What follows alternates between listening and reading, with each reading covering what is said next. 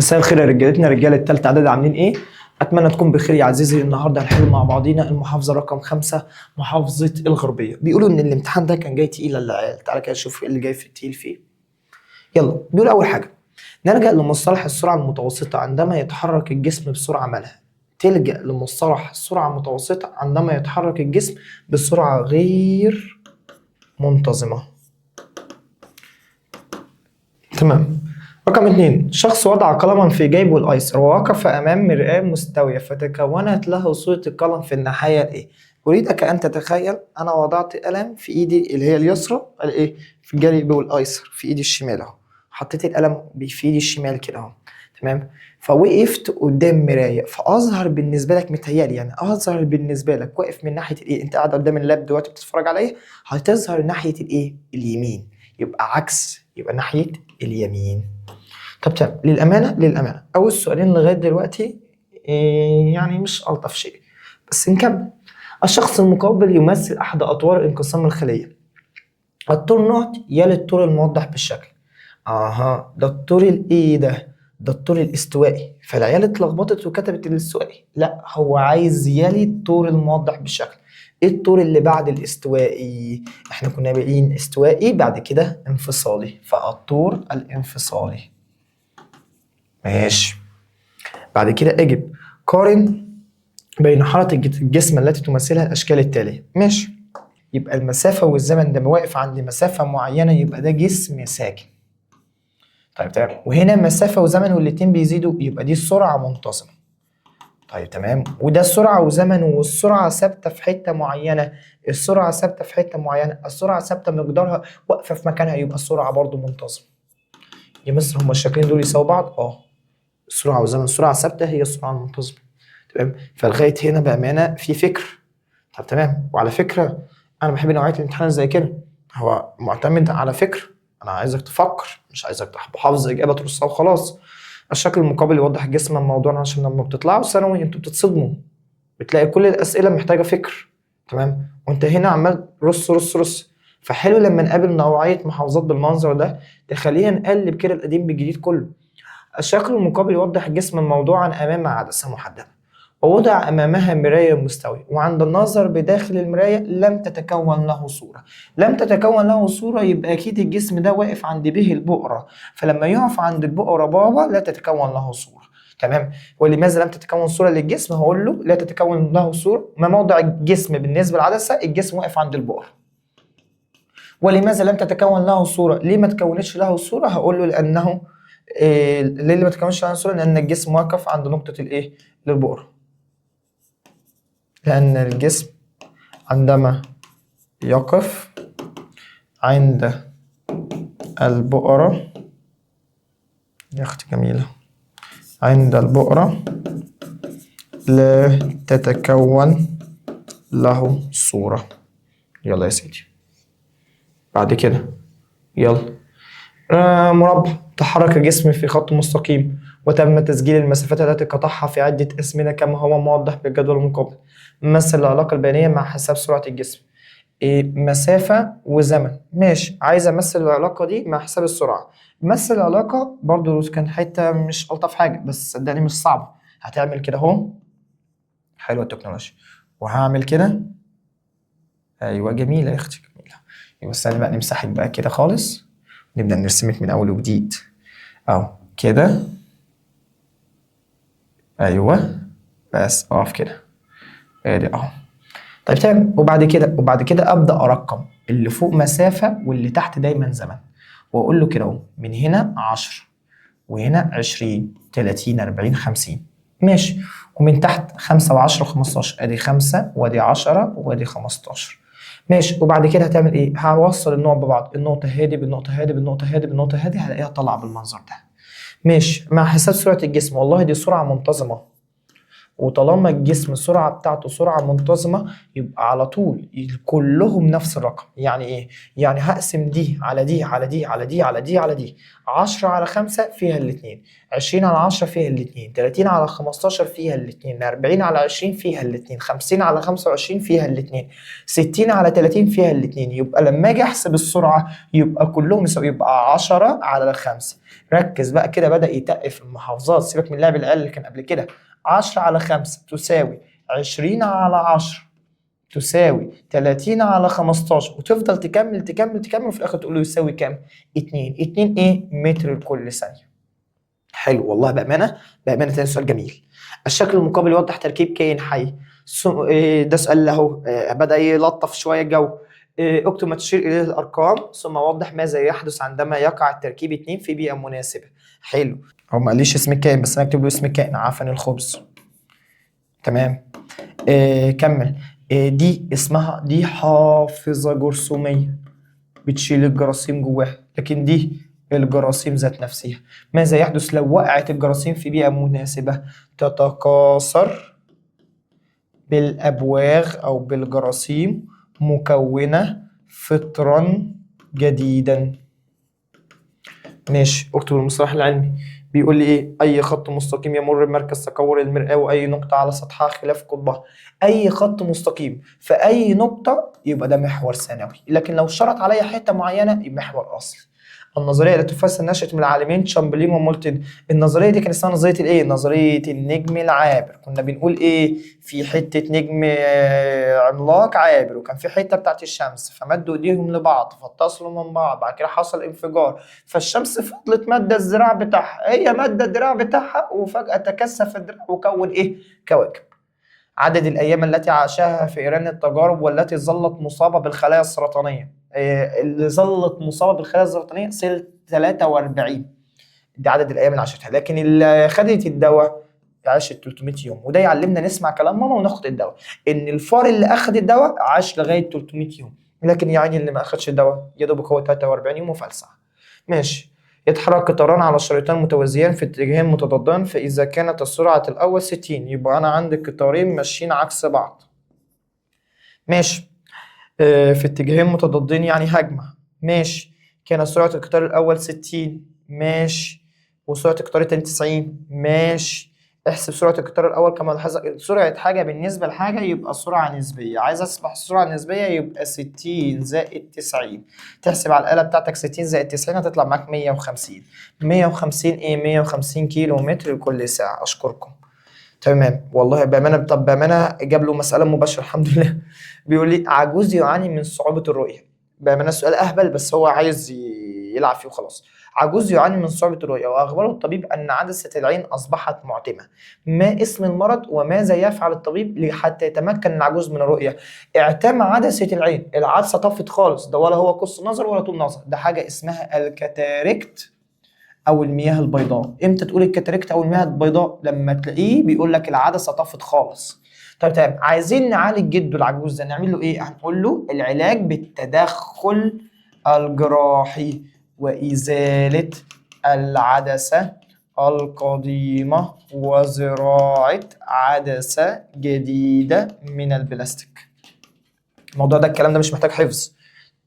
تدخل جراحي، هنشيل العدسه القديمه ونضيف عدسه جديده من الايه؟ من البلاستيك، عشان نعالج حاجه اسمها الايه؟ الكاتاركت.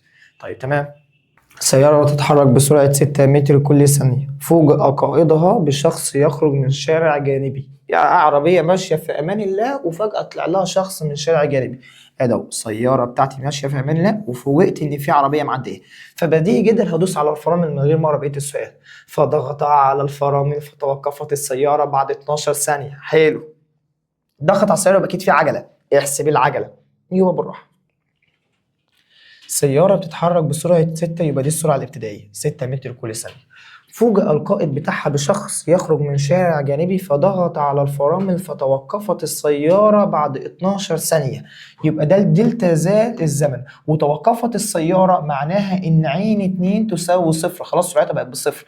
عايز أحسب العجلة بأمانة في قمة المباشرة التي تتحرك ما نوع على هذه العجلة بفرض أن سرعة السيارة بدأت إنها تتغير بانتظام. ماشي. يبقى أنا عايز أحسب هتتحسب إزاي؟ يبقى أنا هقول له كده أهو طلع على جنب يا عم الحاج، وهتقول له ايه؟ عين 1 تساوي 6 متر لكل ثانية، وعين 2 تساوي 12 ثانية، لا عين 2 تساوي 0. ماشي، ودلتا زال الزمن يساوي 12، وابدأ اعمل عجلة تساوي عين 2 ناقص عين 1 على دلتا زال يساوي عين 2 بكام يا عم الحاج؟ عين 2 بصفر، ناقص عين 1 بكام؟ ناقص عين 1 بكام؟ ب6، دي 6 على دلتا زال بكام؟ ب12. يبقى 0 ناقص 6 على 12. احسب. يبقى 0 ناقص 6 على 12 يا معلم، هتطلع معاك العجلة تساوي سالب نص متر لكل ثانية تربيع، ودي عجلة مالها سالبة. ويلفت نظرك بفرض أن السرعة تغيرت بانتظام، دي ما تشغلكش عادي، فضلت تغير بس اتغيرت ما اتغيرتش، اتغيرت، يبقى طالما اتغيرت يبقى في عجلة. الشكل التالي يوضح صورة من صور التكاثر. إحدى الكائنات الحية، ما اسم هذه العملية ولا أي نوع من التكاثر تنتمي؟ دي طلعت لها حباية اسمها البرعم، قسمت المادة الوراثية، البرعم فضل يكبر يكبر يكبر، عمل مجموعة من البراعم. ما نوع التكاثر؟ ده التكاثر بالتبرعم. بيحدث فين؟ التكاثر بالتبرعم بيحدث في الإسفنج، وبيحدث في الهيدرا، وبيحدث في فطر الإيه؟ الخميرة. طيب تمام، ضع علامة صح أو غلط. عايز إيه؟ السرعة المتجهة هي المسافة الكلية التي يقطعها الجسم خلال وحدة الزمن. السرعة المتجهة المسافة اللي هيقطعها الجسم خلال لا لا لا، متجهة الإزاحة، الإزاحة مش المسافة، يبقى الإجابة دي غلط. قطر تكور وجه العدسة السميكة أقل من قطر تكور وجه العدسة الرقيقة. وجه العدسة السميكة أهو، القطر بتاعها أقل من العدسة الرقيقة، دي صح. ماشي، طبقا لنظريه الانفجار العظيم فانه خلال دقائق من نشاه الكون. لغايه هنا حلو. كانت النسبه بين الهيليوم والهيدروجين 3 إلى 1؟ لا، الهيدروجين ده الكبير والهيليوم ده الصغير، يبقى دي غلط. ما بحبش الهزار في الكلام التافه ده. يمكن تحديد نوع العجله التي يتحرك بها الجسم، معلوميه سرعته الابتدائيه ومعلوميه سرعته النهائيه. ممكن تسمعني بقى كده عشان الجزء ده جزء حلو جدا. بص يا سيدي، ازاي اعرف السرعه الابتدائيه من السرعه النهائيه بالنسبه لنوع العجله؟ اشتري بقى مني قول حاضر. بص يا سيدي، بيقول لك ان احنا بنفترض ان احنا عندنا رجل، والرجل ده اتجوز زوجتين، الزوجه الاولى والزوجه الثانيه. مين الزوجه الايجابيه؟ اكيد الزوجه الثانيه. ومين الزوجه السلبيه؟ الزوجه الاولى. فلما الاقي اسالك كده واقول لك امتى عين 2 تنتصر على عين 1، امتى الزوجه الثانيه تبقى احسن من الزوجه الاولى؟ لما تكون زوجه ايجابيه، يبقى عين 2 اكبر من عين 1 في العجله المنتظمه الموجبه. لكن عين 1 هتطلع لك بنت منكوشه كده، عين 1 اكبر من عين 2 الاولى، يبقى عجله منتظمه ايه؟ سالبه. طيب تمام، يبقى ازاي يمكن تحديد الكلام ده؟ يبقى تمسح كده، اكتب له بقى اللي انا علمته لك ده، لسه محفظها لك بطريقه حلوه ما تنساش طول عمرك. الثانيه احسن من الاولى تبقى موجبه، الاولى احسن من الثانيه تبقى سالبه. مش يمكن تحديد نوع العجله اللي هيتحرك بيها الجسم، معلوميه سرعتها الابتدائيه وسرعتها النهائيه. فسر ذلك، هتقول له كده: اذا كانت سرعته النهائيه اكبر من سرعته الابتدائيه يتحرك بعجله موجبه، يتحرك بعجلة موجبة. لكن لو كانت سرعته الابتدائية أكبر من سرعته النهائية يتحرك بعجلة سالبة. يبقى لغاية هنا للأمانة أنا شايف إن الامتحان فيه فكرة حلوة. ماشي، بعد كده يا سيدي، الشكل المقابل يمثل أحد عيوب الإبصار. ما اسم هذا العيب وكيف ترى العين المصاب؟ بص، هو فضل ماشي ماشي ماشي ماشي ماشي ماشي، إيه ده كله يا عم الحاج؟ ده أكيد عنده طول نظر، طول نظر. لكن لو نفسه قصر كده في النص وقف هنا، يبقى ده عنده قصر نظر. وكيف ترى العين المصابة به الأجسام القريبة والأجسام البعيدة؟ كيف ترى العين المصابة به الأجسام؟ طول نظر، احفظ طول نظر رؤية الأجسام البعيدة بوضوح والقريبة مشوهة، لكن قصر النظر رؤية الأجسام القريبة بوضوح والبعيدة مشوهة. فده عنده طول نظر، يبقى هيشوف القريب مشوه وهيشوف البعيد بوضوح. ماشي يا مستر، يجب على الأشكال الآتية: انقل الشكل المقابل في كراسة كتابتك ثم اكمل. مش هنقل. الأشعة ناقصة الحصول على المتكونة مع ذكر صفات هذه الصورة. ماشي، الجسم واقف بين بابا وبين ماما، صورته تطلع بعيدة عن بابا وبعيدة عن ماما. تمام، بلاش نرسم صورة خيالية كده، خلينا نستناها. بعيدة عن بابا وبعيدة عن إيه؟ عن ماما. يلا يا سيدي نرسمها إزاي؟ أهو هطلع نقطة من أول راس الجسم، وامشيها بالبؤر لغايه هنا. ايوه شوفي بدات اتعلم التكنولوجيا. ادي اهو وقفت هنا. تمام، دي نقطه. تمام، يبقى هنزل الشعاع كده اهو ماشي على الايه يا اولاد؟ على البؤر. بعد كده هاخد شعاع من هنا امشيه على البؤره ايه؟ هنا. ادي اهو للاخر. ادي اهو. بعد كده هاخد شعاع من هنا امشيه كده. يلا يا اختي. ايوه ادي اهو. طب تمام، احنا حاولين نظبطها شويه عشان انا مش كويس اجابه، بس ماشي كده حلو. ماشي، عايز ايه؟ عايز ارسم. يبقى ده هو بين بابا وماما، يبقى ده هو الجسم واقف هنا اهو بعيد عن بابا وبعيد عن ايه؟ عن ماما. عايز خواص الصوره: حقيقيه، مقلوبه، مكبره. ماشي. الكروموسوم يمثل المادة الوراثية بجسم الكائن الحي، في ضوء ذلك وضح التركيب العام والتركيب الكيميائي للكروموسوم. الكروموسوم بيمثل المادة الوراثية للكائن الحي، في ضوء ذلك بيقول لك وضح التركيب العام والتركيب الكيميائي. بص يا عم الحاج، الكروموسوم كان ليه اتنين من التركيب: تركيب عام وتركيب كيميائي. يلا ركز معايا. بالنسبة للتركيب العام هتقول له يتكون من 2 كروماتيد في المنتصف متصلين بالسنترومير. يبقى هتقول له كده اهو 2 من الكروماتيد متصلين في المنتصف بالايه؟ بالسنترومير. لكن التركيب الكيميائي يحتوي على المادة الوراثية DNA زائد البروتين. حلو. يلا اختار الإجابة الصحيحة. استخدم الرمان القطعة الضوئية. القطعة اللي حرق بيها السفن وأوريك السفن هي محروقة دلوقتي هي المرآة الإيه؟ المقعرة. إيه رحت فين؟ المرآة المقعرة. الكتلة الملتهبة التي تبقت في مركز السديم كتلة ملتهبة، يبقى أكيد الشمس الشموسة. بابانا أول سؤال يعدي سهل. يتوهج أحيانا النجم في السماء لمدة قصيرة ليصبح من ألمع النجوم. على فكرة للأمانة تاني، أنا ما باجيش بتعامل زيك. لو في حاجه انا حسيت انها تقيله بقول انها تقيله وبعترف بكده قدامك، مش هنقعد نتفزلك. تمام. وللامانه امتحان تقيل وفيه افكار كتير، ودي حلاوه الامتحانات التقيله، تقلب المنهج كله معاك. يتوهج احيانا النجم في السماء لمده قصيره ليصبح من ألمع النجوم، وقد يرجع الى ذلك. السبب في ده ايه؟ السبب في ده انفجار النجم بسبب التفاعلات النوويه الضخمه التي قد تحدث فيه، برودة النجم، اقتراب نجم الشمس، كشف النجم. لا ولا واحده منهم هي دي. ماشي. اجي بقى عما يلي. بص بقى الرسمه الحلوه بقى، حب يختمها مسك بقى. قال لك الشكل المقابل يوضح مسار تسوق السياره. بامانه شايف في عز اللخبطه دي كلها، وشايف يا عم الحاج في عز اللفه دي كلها، بس صدقني تاني يا اخويا السؤال سهل. بامانه سهل، ثق فيا. ما تثقش في اخوك الكبير، ثق فيا، السؤال سهل صدقني. الشكل المقابل يوضح مسار اساس من النقطه الف الى النقطه ف. ماشي. عدى على ب وج ودال وس. ماشي. ايهما اكبر مسافه، المسافه ولا الازاحه؟ يبقى بالبلدي كده احسب المسافه واحسب النقطة دي مش جامعة ساكن، واحسب الإزاحة، وبعد كده شوف بقى مين في الاتنين أكبر. امشي يا سيدي، ادي هو من ألف لب ومن ب لج ومن ج لد ومن د احسب المسافة. 2 1 3 و5 8. تمام. يبقى 5. اكتب 5 زائد كام؟ زائد 2، ولا نمشيها بالترتيب؟ خليها 2 زائد 5 زائد 1 زائد 3 زائد 1. طيب تمام يا مستر. تحسب ده كله على الآلة. تعالى يا سيدي اهو. 2 زائد 5 زائد 1 زائد 3 زائد 1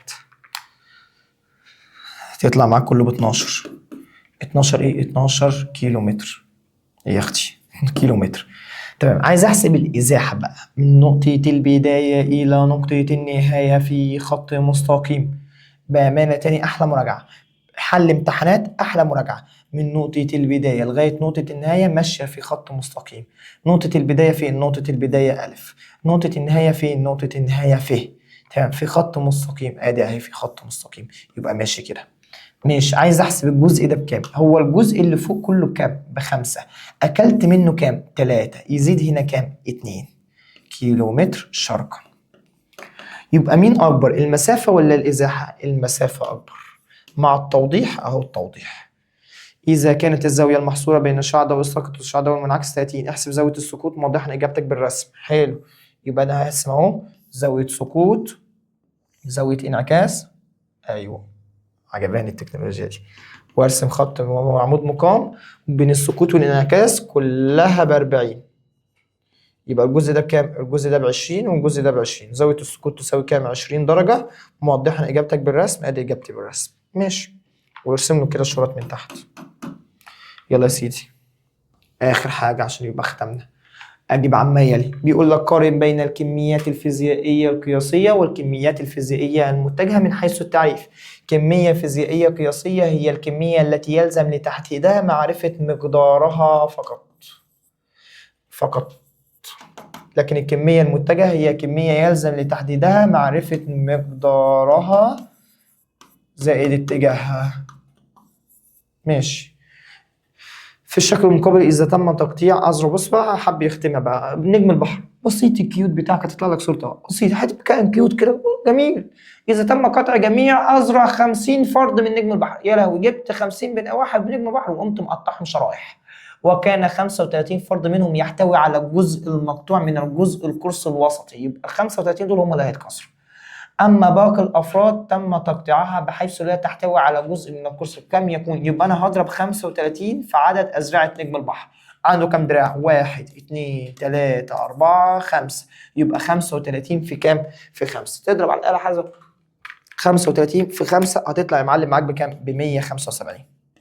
175 ايه؟ 175 ذراع. مع تفسير اجابتك هقول له لان القرص الوسطي يحتوي على الماده الوراثيه لنجم الايه؟ لنجم البحر. كده يا سيدي خلصنا مع بعضينا المحافظه رقم ايه؟ 5. اتمنى يا معلم كده تكون انت استفدت منها حاجه. المحافظه دي المحافظه الوحيده اللي انا احب اقول لك اسمعها مرتين عادي. اسمعها مرتين مفيش مشكله. يعني ايه المشكله؟ يعني احنا ورانا حاجه؟ تمام. انا قايل لك تدي للعلوم ساعه واحده بس بعد الساعه 10. تقعد كده الساعه 10 تفتح من الساعه 10 للساعه 11 وتقعد معايا انا وانت كده سوا نحل امتحان. تحل انت وترجع تصحح شوف اللي يعجبك. لو استمرينا كده اهو من النهارده لغايه ما نخش الامتحان ان شاء الله هيكون في تحسن كبير جدا. يلا جود باي.